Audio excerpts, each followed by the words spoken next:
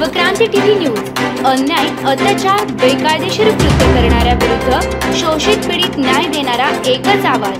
Shivkranti TV Dinbandhu news संपादक सत्यशोधक शंकरराव लिंगे 73 87 37 78 0।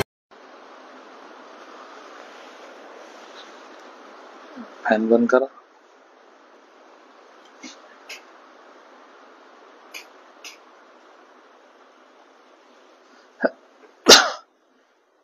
बांधवांनो, जय मल्हार। राज्यभरातून सतत बांधवांचे फोन मेसेजेस चालू आहेत। फोन माझ्याकडे नाही, त्याच्यामुळं काही लोकांसोबत बोलणं होतं, काहींशी बोलणं होत नाही। कृपया राग मानू नका। तब्येत आता बऱ्यापैकी सुधारते। कालपर्यंत ज्यूस, सूप वगैरे असं लिक्विड मध्ये खाणं सुरू होतं। आज थोडस पातळ खिचडी वगैरे खाणं सुरू आहे, त्याच्यामुळे अन्न पचतंय। आणि अजून एक 2-3 दिवस हळूहळू अन्न पचायला लागलं की शरीर ऑटोमॅटिक मग स्ट्रॉंग व्हायला लागतं। कारण शरीराला औषध जितकं परिणामकारक ठरतं, त्याच्यापेक्षा जास्त परिणामकारक अन्न आहे। आणि ते अन्न आता हळूहळू पचायला लागलंय। डॉक्टरांनी आता सलाईन पण बंद केलेली आहे, त्याच्यामुळं तब्येतीची फारशी चिंता नाही। काल डॉक्टर साहेब म्हणाले थोडस लिव्हरवर अजून सूज आहे, ती 1-2 दिवसात कमी होईल। आणि ती लिव्हरवरची सूज कमी झाली, अन्न पचायला लागलं की सुटी होईल। मी आपल्याशी संवाद साधण्याचं कारण एकतर माझ्या तब्येतीची आपल्याला माहिती व्हावी, सर्वांना काळजी आहे। काळजीपोटी आपण लोक फोन करतात। निश्चितपणे समाजाचा प्रत्येक व्यक्ती माझ्यासाठी फार महत्वाचा आहे। एखाद्या मोठ्या नेत्याचा, मोठ्या अधिकाऱ्याचा कॉल जितका महत्वाचा आहे, तितका माझ्यासाठी प्रत्येकाचाच कॉल महत्वाचा आहे। आणि धनगर समाज बांधवच नाही, तर सर्वच जाती धर्माचे, सगळ्या पक्ष संघटनांचे लोक भेटतात, फोन करतात। परंतु बांधवांनो, एक माझी छोटीशी विनंती आहे की मी म्हणत नाही तोपर्यंत कृपया कोणी भेटायला येऊ नका। लांबून लांबून लोक काल आमचे धाराशिव, नांदेड, परभणी, पुणे, मुंबई, लांबून लांबून लोक येतात। मी 1-2 दिवसामध्ये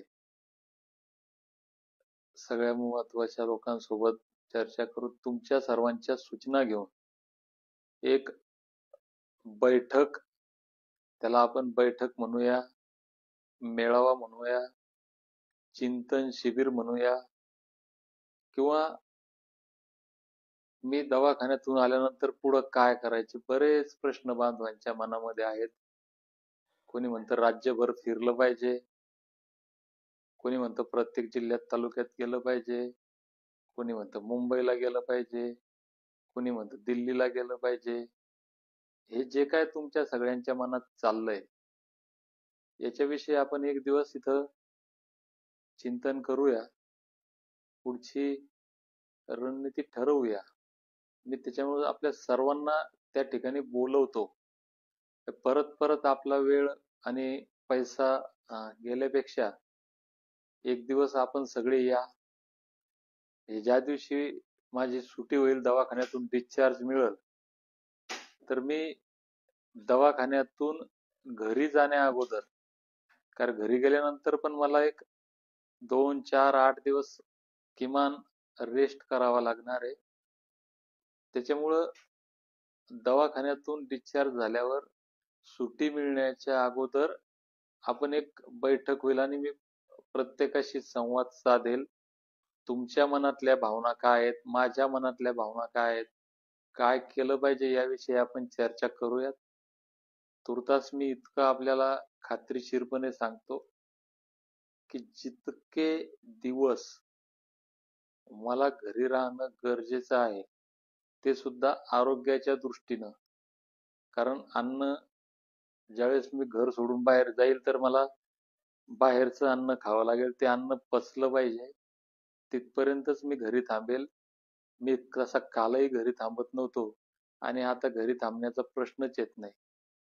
राज्याच्या ज्या ज्या भागातून समाज बांधव मागच्या 20 दिवसांपासून म्हणजे उपोषण काळापासून दवाखान्यापर्यंत मला भेटायला येतात, मी त्या प्रत्येकाचे आभार मानण्यासाठी राज्यभर फिरणार आहे, प्रत्येकासोबत संवाद साधणार आहे आणि हे युद्ध जे आपण शेवटचा ऐतिहासिक लढा म्हणतोय, हा शेवटचा लढा लढण्याच्या दृष्टीनं मी राज्यभर फिरणार आहे.